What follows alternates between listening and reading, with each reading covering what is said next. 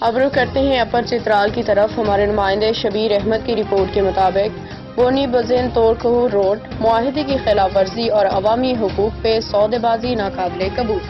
Torkhow Tirich road forum T T R F عوام کو یہ اطلاع دینا چاہتا ہے کہ بونی بزین تورکہو روڈ کے حوالے سے 18 ستمبر 2024 کو طے پانے والے ورک پلان معاہدے کی کھلی خلاف ورزی کی گئی ہے۔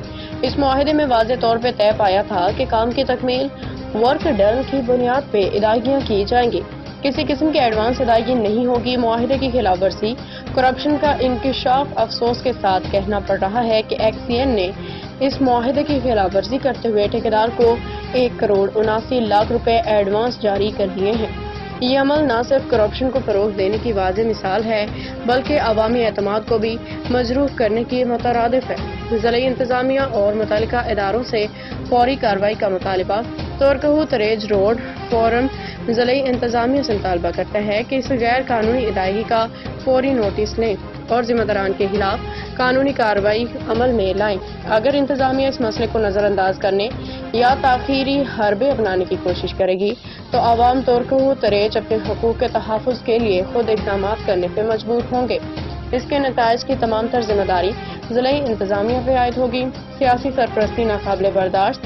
عوام کو یہ بھی معلوم ہوا ہے کہ کچھ سیاسی شخصیات کرپٹ ایکسین کی پشت پناہی کر رہی ہیں۔ اگر یہ سہولت کاری ختم نہ کی گئی تو عوام ان سیاست دانوں کا بھی سخت احتساب کریں گے اور انہیں عوامی رد عمل کا سامنا کرنا پڑے گا۔